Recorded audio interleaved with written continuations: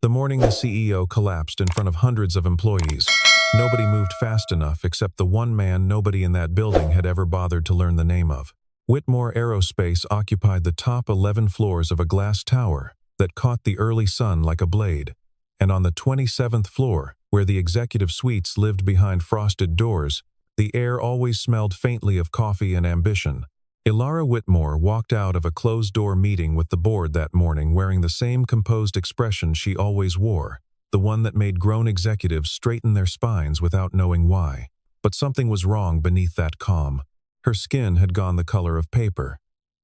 Her hand brushed the wall as if she needed it to remember which direction was up. Down the hallway, Calder Voss knelt beside an open electrical panel, running a diagnostic on a flickering light that nobody else had cared enough to report.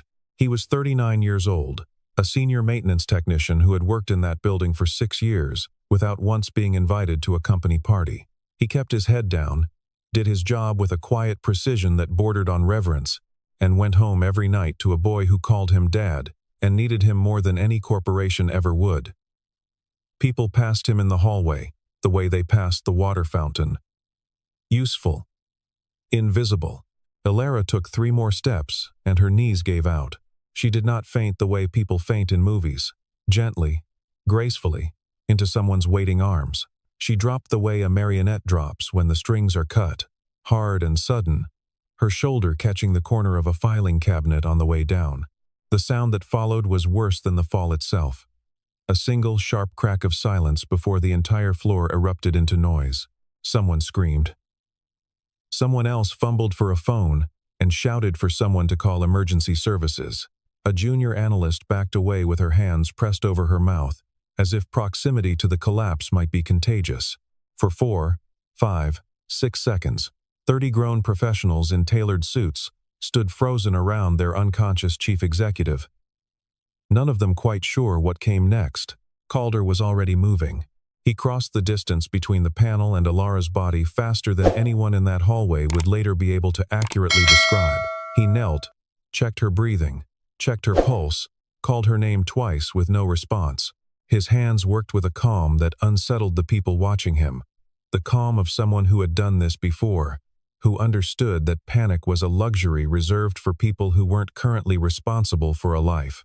He looked up at the analyst who had backed away and told her, firmly, to get everyone back. He looked at the security guard hovering uselessly near the elevator and told him the same thing. Then he lifted Ilara Whitmore off the floor, one arm beneath her knees and the other supporting her back, and started walking toward the elevator with the kind of purpose that made people step out of his way without being asked. Marlowe Kane appeared from the direction of the boardroom just as Calder reached the elevator bank. He was the chief operating officer, 46 years old, silver at the temples. A man whose loyalty to Ilara Whitmore had never once been questioned in 9 years of service. He put a hand on Calder's shoulder and told him he could not simply carry the CEO out of the building, that protocol existed for exactly this kind of situation, that there were procedures. Calder did not slow down. He looked at Marlowe once, and something in his expression made the older man's hand fall away. He told Marlowe that if he wanted to explain procedure to the board, he was welcome to explain why he let her die waiting for it. The elevator doors closed on Marlowe's stunned face. In the parking garage, Calder laid Ilara across the back seat of the first company car with keys still in it. An older sedan that belonged to the facilities department, and got behind the wheel without a second thought about whose vehicle it was. The tires screamed against concrete as he pulled out of the garage and onto the street, merging into traffic with a recklessness that belonged to a different version of himself, one that had not existed in years. Halfway to the hospital, in the rearview mirror, Ilara's eyes opened. They found his in the mirror, and held there, glassy, unfocused, fighting against whatever was pulling her back under. Her lips moved. The words came out broken, barely more than breath. "Don't let them," she said, and then her eyes closed again, and she went still. And Calder pressed the accelerator to the floor and did not look away from the road again. The city outside the windows blurred into color and motion. Calder had never driven so fast in his life, not even in the panicked early hours after his son was born, not even the night his marriage ended, and he drove nowhere in particular just to feel like he was moving away from something. Every red light became an obstacle to be calculated and beaten. Every pedestrian crossing became a held breath. In the back seat, Ilara's breathing had gone shallow, uneven, frightening in its irregularity, and Calder found himself glancing at her every few seconds the way a man checks a candle in a windstorm, terrified it might go out between glances. He noticed things he wasn't supposed to notice. A faint discoloration at the edge of her wrist, almost like a puncture, almost like nothing at all, a stiffness in her jaw that didn't match a simple fainting spell. Calder had spent years reading machines, learning to catch the small sounds that meant something larger was about to break, and some instinct in him whispered that whatever had happened to Ilara Whitmore had not happened by accident.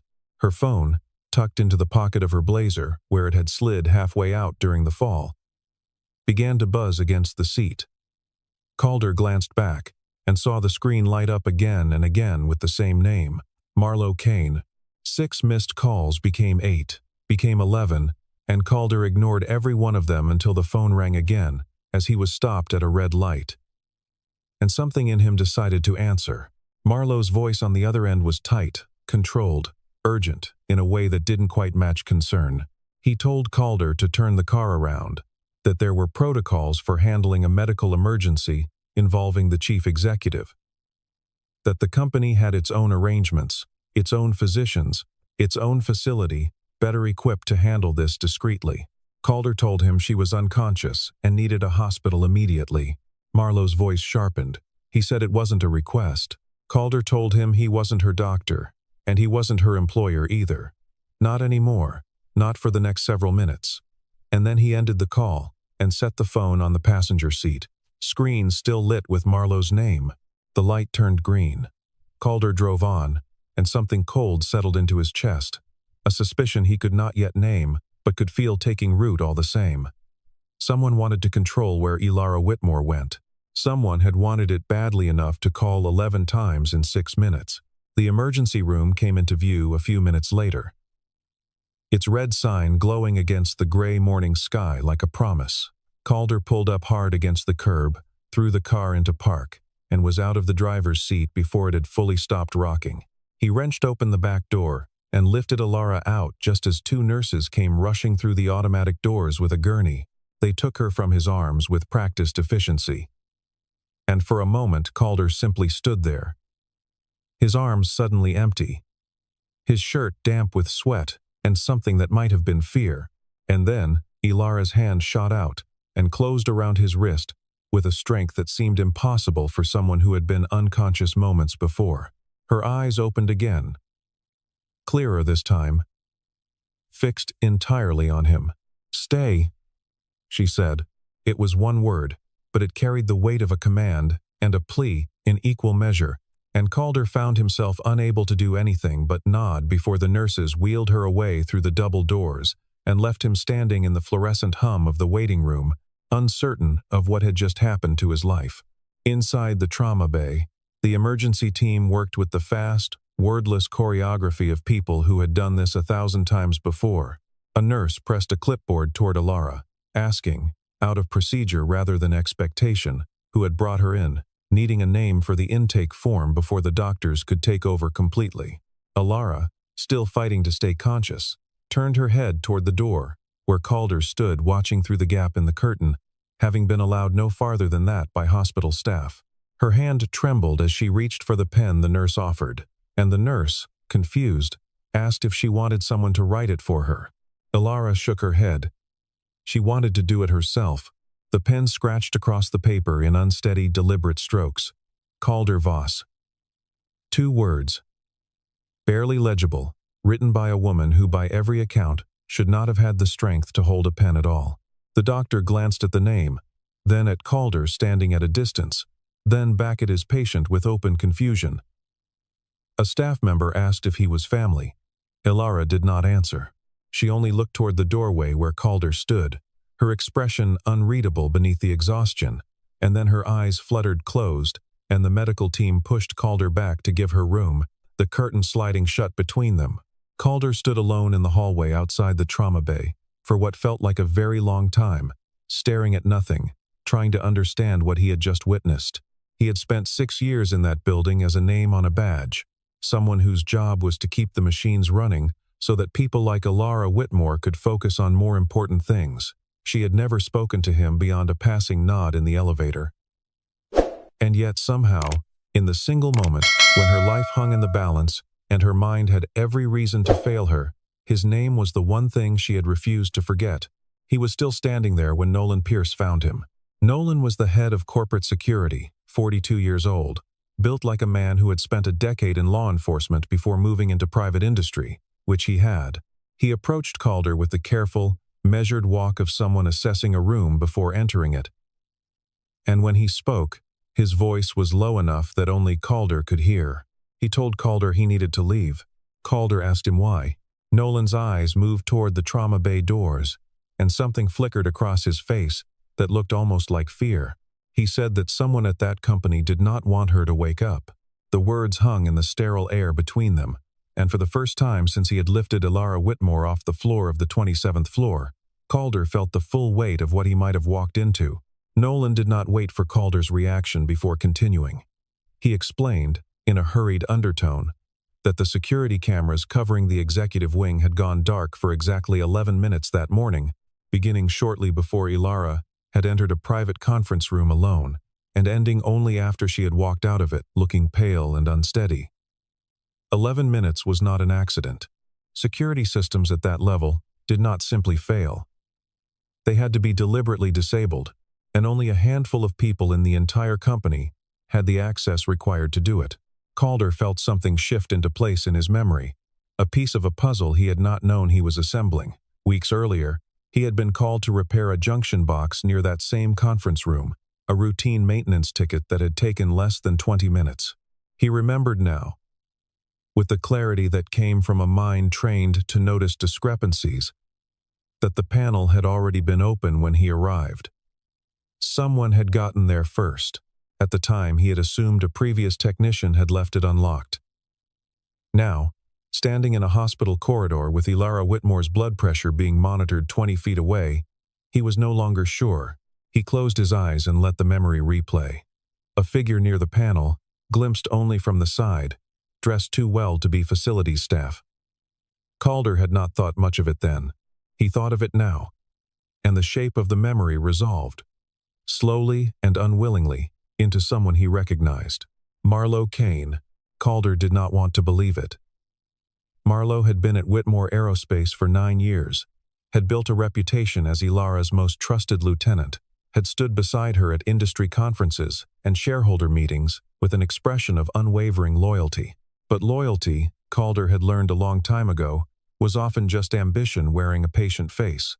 He thought back further, trying to be honest with himself about what he had actually seen versus what his mind might now be inventing to fit a convenient shape. The figure by the panel had worn a charcoal suit, the kind of tailoring Calder recognized because he had passed Marlowe in that same hallway dozens of times over the years, always moving with the same unhurried, proprietary stride of a man who considered every floor of that building his own territory. He remembered, too, a detail that had meant nothing at the time, a signet ring catching the light as the man reached to close the panel door. Marlowe wore a ring exactly like that. Calder had noticed it once during a holiday gathering he'd been asked to help set up, watching from the edge of the room the way he watched everything, unnoticed and absorbing far more than anyone realized. None of it would hold up as proof on its own. A ring, a suit, a general shape glimpsed from 30 feet away weeks earlier. But taken together with the timing, the disabled cameras, the 11 minutes of darkness that swallowed whatever had actually happened to Ilara inside that conference room, the pattern was becoming difficult to dismiss as coincidence. Nolan asked why anyone would want to hurt her. Calder considered the question for a long moment before answering that maybe hurting her was never really the goal. Maybe the goal was stopping her from doing something. Nolan asked what that could possibly be, and Calder found himself looking toward the closed doors of the trauma bay, feeling the shape of an answer he could not yet prove. They were trying to stop her from signing something, he said. Before either man could say more, a doctor pushed through the double doors, pulling off a pair of gloves, his expression giving nothing away until he spoke. He told them that the patient was stable and had regained consciousness. Calder felt something in his chest loosen for the first time in nearly an hour. Then the doctor added, almost as an afterthought, that she was refusing to see anyone except one visitor. And that visitor was not her legal counsel, not her chief operating officer, not any member of her executive team. She had asked for Calder Voss. The room they moved Ilara into an hour later was small and quiet, the kind of room hospitals reserved for patients whose privacy needed protecting for reasons beyond medicine. Calder stepped through the door and found her sitting up against a stack of pillows, an intravenous line taped to the back of her hand, her face pale but her eyes sharp again, alert in a way that made the last several hours feel almost like they had happened to someone else. She looked at him for a long moment before speaking. There was none of the cold authority he associated with the version of her that walked through the office in tailored suits, issuing decisions that reshaped entire departments with a single sentence. This version of Ilara Whitmore looked like a woman who had nearly died and was still deciding how she felt about having survived. "You came," she said. Calder told her she had asked him to stay. She asked, quietly, if anyone had followed him. Calder admitted he didn't know, that he hadn't thought to check, that his entire focus for the last several hours had been keeping her alive and then trying to make sense of everything that had happened since. She nodded slowly, as though this answer satisfied some private test. And then she asked him to do something that made no sense at all. She wanted him to go to her private office on the 27th floor and retrieve a small metal box hidden inside a false panel behind her bookshelf, and she wanted him to bring it back to her without telling anyone what he was doing. Calder asked her why she was trusting him with something like this. Ilara was quiet for a while before she answered. She told him she had discovered, over the past several months, evidence of a large-scale embezzlement scheme operating inside Whitmore Aerospace, funds being siphoned through a network of shell companies and falsified vendor contracts, is money that should have gone towards safety upgrades and regulatory compliance instead, disappearing into accounts she couldn't yet trace to their final destination. She had been quietly building a case, preparing to bring it before the board and then, if necessary, to federal regulators. She had told almost no one. And somehow, someone had found out anyway. Calder asked the question that had been sitting in his chest since the moment he'd seen his name scrawled on that emergency room form. "Why me?" he asked. Ilara did not answer immediately. When she finally spoke, her voice had lost some of its careful composure, replaced by something rawer, something closer to the truth. She told him it was because he was the only person in that entire building she knew, with absolute certainty, would not sell her out. It was the first hint, the first crack in the wall between them, that revealed something Calder had never suspected. Ilara Whitmore had been watching him, not in any way that felt invasive or strange, but in the quiet, careful way a person studies someone from a distance because something about their character stands out against the noise of everyone else. She had noticed, over the years, the way he fixed things without being asked twice, the way he never took credit that wasn't his, the way he treated the newest intern and the most senior executive with exactly the same measure of respect. She had noticed because in a company built on ambition, that kind of quiet integrity was rare enough to be memorable. Calder did not know what to say to that, so he said nothing at all.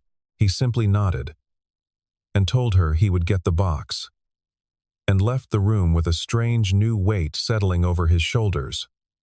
The weight of being trusted by someone who trusted almost no one. Getting back into the building without drawing attention proved easier than Calder expected, mostly because nobody in that company had ever paid enough attention to him to notice when he came and went. He used his maintenance badge to access the executive floor through a service corridor, moved past the frosted glass doors of Ilara's office, and found the false panel exactly where she had described it, behind a row of leather-bound books that looked as though they had never once been opened. Inside was a small metal box, locked, heavier than its size suggested. He did not open it. He tucked it beneath his jacket and left the way he had come. And it was on his way back through the maintenance corridor that a different instinct took hold of him, one he hadn't planned for but couldn't ignore. He sat down at a terminal in the facilities office and began pulling up the backup logs for the building's security system. The same system Nolan had said went dark for 11 minutes on the morning Ilara collapsed. Most companies, when their primary systems failed or were deliberately disabled, still ran a secondary backup that recorded low-resolution footage to a separate server, mostly forgotten, rarely checked, existing only as a formality required by insurance policies. Calder found it exactly where he expected it to be, buried under years of unused data, still quietly recording everything the primary system missed. He pulled the footage from that morning and watched, his pulse climbing with every passing second, as a grainy, low-resolution image confirmed what his memory had already tried to tell him. Marlo Kane, standing near the same electrical panel Calder had serviced weeks earlier, speaking with a man Calder did not recognize, someone who did not appear on any employee directory Calder had ever seen. The conversation lasted less than 2 minutes. Then Marlo walked away, and less than 10 minutes later, the primary security feed for that section of the building went dark. Calder copied the footage onto a small drive and sent a copy to Nolan's secure email before shutting down the terminal. He had barely finished when the screen in front of him flickered and locked itself, a single line of text appearing across a black background where his files had been a moment before. "Stop looking," it read.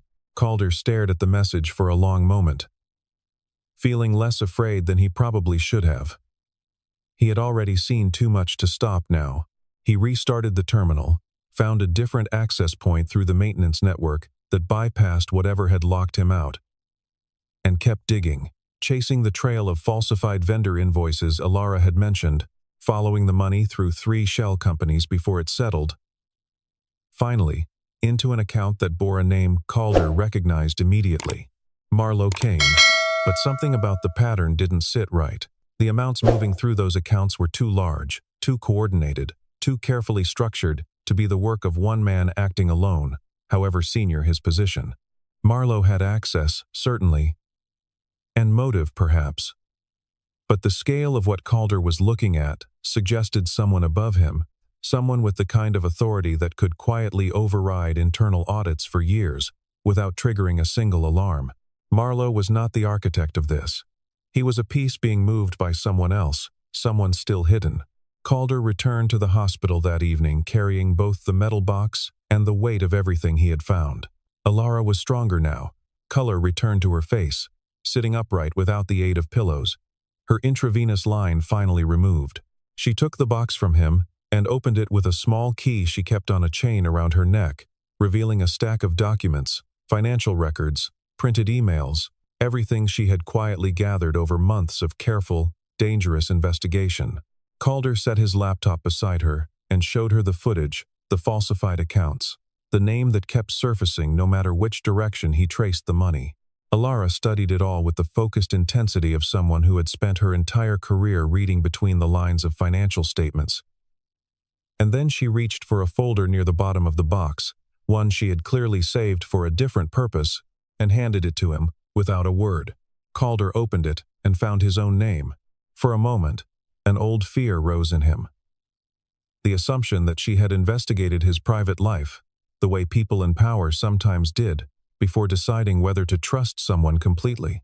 But as he read further, he understood the truth was something else entirely. Something that reached back years before that morning, on the 27th floor. Years earlier, during a routine inspection, Calder had discovered a critical flaw in the maintenance protocol for a specific aircraft component. A flaw that, left unaddressed, could have led to catastrophic failure under certain conditions. He had filed a formal warning through the proper channels, documented everything meticulously, followed every procedure the company required.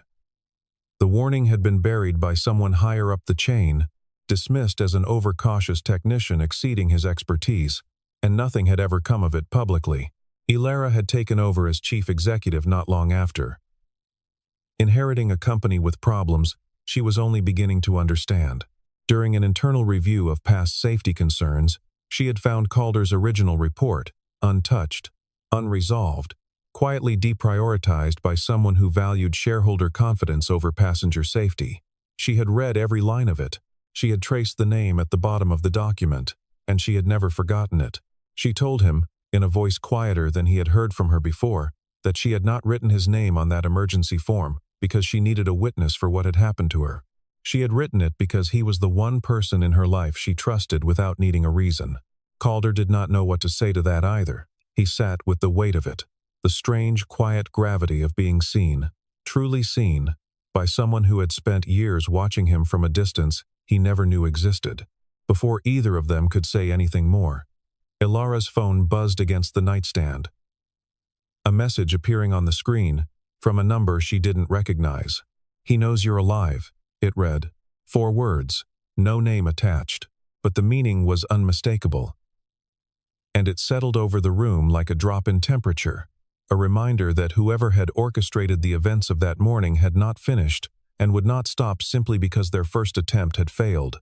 Ilara did not flinch, though Calder could see the effort it took her not to. She had spent her career learning to project calm in the face of chaos, and she called on that discipline now, setting the phone face down on the nightstand and telling Calder, with a certainty that surprised him, that she was done running. She was going back to the company. The board meeting was called for the following morning, an emergency session convened at Ilara's own insistence, over the objections of at least 3 directors who felt she should still be resting. She walked into the conference room on the 27th floor with a controlled steadiness that betrayed nothing of what she had survived. Calder, trailing a step behind her, carrying nothing but a small flash drive in his pocket and a resolve he hadn't expected to feel this strongly about a company that had never once made him feel like he belonged in it. Marlowe was already seated at the far end of the table, and if he felt any surprise at Ilara's return, he hid it well. He rose as she entered, offering the kind of concerned, solicitous greeting that made Calder's jaw tighten, and then, before anyone else could speak, Marlowe pivoted the conversation with practiced ease toward the question of how Ilara had come to be removed from the building the previous day. He raised the matter of protocol violations. He suggested, gently but pointedly, that Calder Voss, a maintenance employee with no medical training and no executive authority, had taken it upon himself to physically remove the chief executive officer from company property without informing security, without following any established emergency procedure, and had subsequently been granted unusual access to sensitive company data under circumstances that, in Marlowe's carefully chosen words, deserved scrutiny. He suggested that Calder might have orchestrated the entire incident. Several board members exchanged uneasy glances. A narrative was forming in the room, one where the quiet maintenance technician who had saved Ilara's life was quietly recast as the architect of a crisis rather than its solution, and Calder could feel the weight of unfamiliar eyes evaluating him, weighing suspicion against the story he had lived through only hours earlier. Ilara said nothing. She sat perfectly still at the head of the table, watching Marlowe build his case with a patience that unsettled him more than any objection could have. And Marlowe, mistaking her silence for uncertainty, pressed further, suggesting that perhaps a formal investigation into Calder's conduct was warranted before any further action was taken. Calder reached into his pocket and placed the flash drive on the table. He told the room they had forgotten one thing. Marlowe asked what that was. Calder told him that maintenance systems do not forget. He connected the drive to the display at the front of the room, and the footage from the backup security server filled the screen, grainy but unmistakable, showing Marlowe Kane standing near the electrical panel outside Ilara's private conference room, speaking with an unidentified man in the minutes before the primary camera system went dark. The room fell into a silence so complete that Calder could hear the hum of the ventilation system overhead.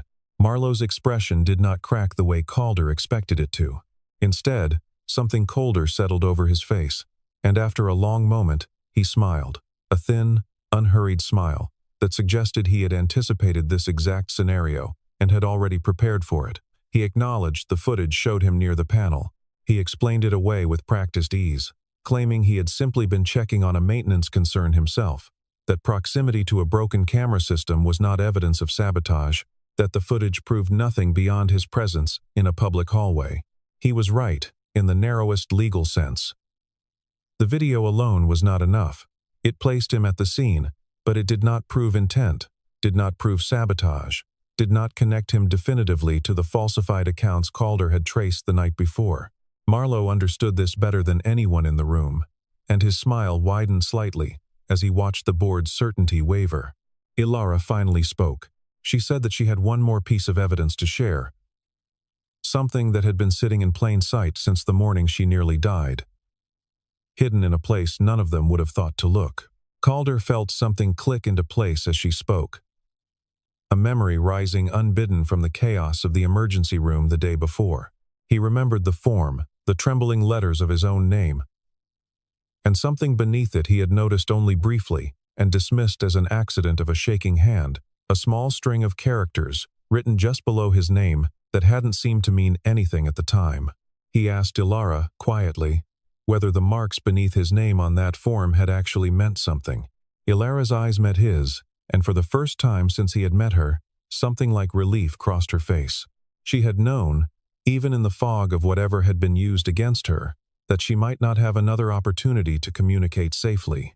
Writing his name had served two purposes at once, both a request for the one person she trusted and a signal, encoded in a short alphanumeric string she had memorized years earlier during her early career in corporate compliance, a reference code tied to an internal audit file that had been sealed and forgotten for nearly a decade. Calder pulled up his laptop and cross-referenced the code with the falsified transaction data. The two datasets converged with a precision that made the room go quiet again, this time for a different reason.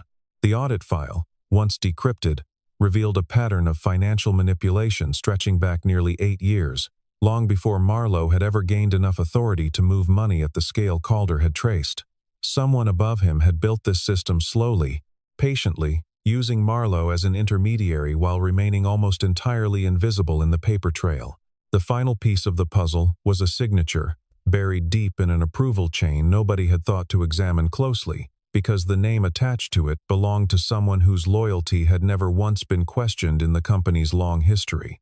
A senior board member, present in that very room, who had quietly steered acquisitions and vendor contracts for years, in ways that funneled money away from safety investment and into accounts even Marlowe had not fully understood he was serving. The goal, laid bare now in front of the entire board, had been simple and ruthless. Push Ilara out of her position before she could complete her investigation, consolidate enough shares during the resulting instability to seize effective control of the company, bury the safety violations that had been accumulating for years, the same category of violation Calder had first flagged long before Ilara ever became chief executive. And if the plan failed, if Ilara survived and the fraud came to light anyway, ensure that a low-level employee with no institutional power took the fall for everything. The room turned, collectively, toward the man whose name had just been exposed. He did not run. He did not deny it with the same confidence Marlowe had shown moments earlier. He simply sat very still, understanding, perhaps for the first time, that the quiet maintenance technician he had planned to sacrifice had instead dismantled his entire operation using nothing but patience, memory, and a security system nobody else had bothered to check. Within the hour, corporate security, led by Nolan Pierce, escorted both men from the building, while federal investigators were contacted to begin a formal inquiry. Marlowe did not resist. The other man, the one who had orchestrated it all from behind years of careful invisibility, said nothing at all as he was led away, his silence more damning than any confession could have been. By evening, the story had already begun moving through the company's upper floors in hushed, disbelieving fragments, the kind of narrative that would take months to fully settle into the culture of Whitmore Aerospace. But Calder was not there to hear any of it. He had returned to the maintenance office, changed out of the clothes he had worn for nearly 2 full days, and was preparing to leave the building the same way he always did, quietly, without ceremony, when Ilara found him. She asked if he was leaving. He told her his job there was done. She told him it wasn't, not even close. And something in the way she said it made him stop and turn to face her fully for the first time since the board meeting had ended.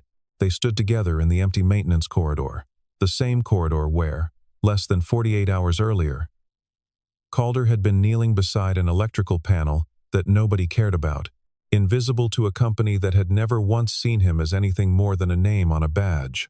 Ilara studied him for a long moment, and when she finally spoke, her voice carried none of the exhaustion of the past 2 days, only a clarity that felt earned.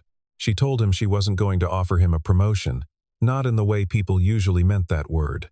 Instead, she reached into her jacket and withdrew the emergency room form.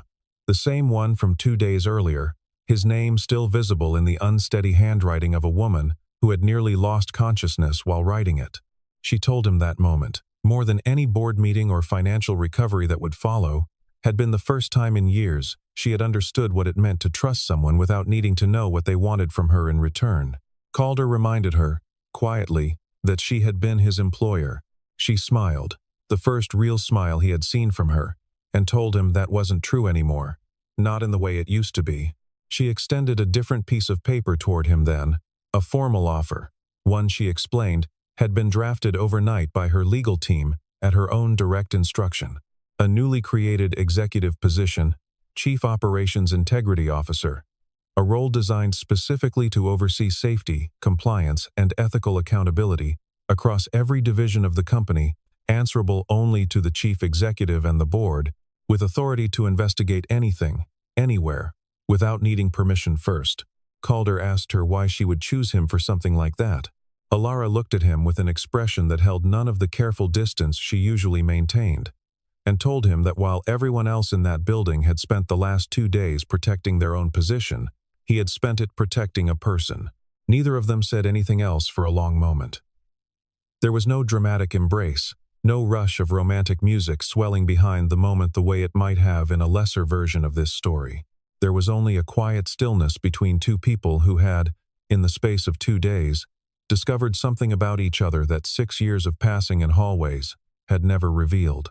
Alara signed the offer letter first, her handwriting steady now, nothing like the trembling scrawl on the emergency room form.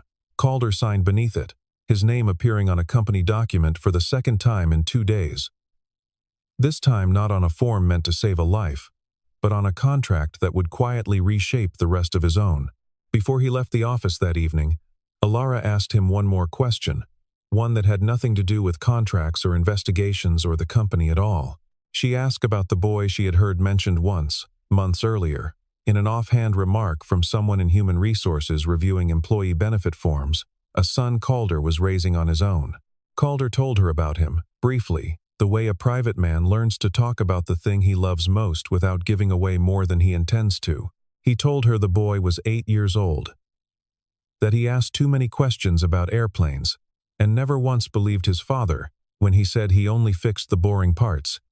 The wiring and the panels nobody would ever notice unless they stopped working. Alara listened without interrupting, and something in her expression softened in a way Calder had not seen since the moment she had grabbed his wrist in the emergency room and asked him to stay. She told him that a company that could not see a man like him for 6 years did not deserve the kind of loyalty he had shown it without ever being asked. She said the new position came with resources, with authority, but more than either of those things, it came with the freedom to leave the building at a reasonable hour and go home to the person who actually mattered. Calder had not expected her to say something like that, had not expected the CEO of a company built on relentless schedules and impossible deadlines to understand what he had sacrificed simply by staying invisible and reliable for so long. He thanked her, and meant it more than the words could carry. He walked out of that meeting a different man than the one who had knelt beside a flickering light fixture 2 mornings earlier. A junior employee passing him in the hallway, someone who would never have recognized his face before that week, asked him what his new title even meant, what he was now within a company that had spent years failing to notice him at all. Calder glanced back through the glass wall of the conference room, where Alara Whitmore stood reviewing the same documents that had nearly cost her everything. Steady again, composed again, but changed in some quiet way that only he would ever fully understand. He told the junior employee, without a trace of irony, that apparently he was someone she trusted, and for the first time in longer than he could remember, that felt like more than enough.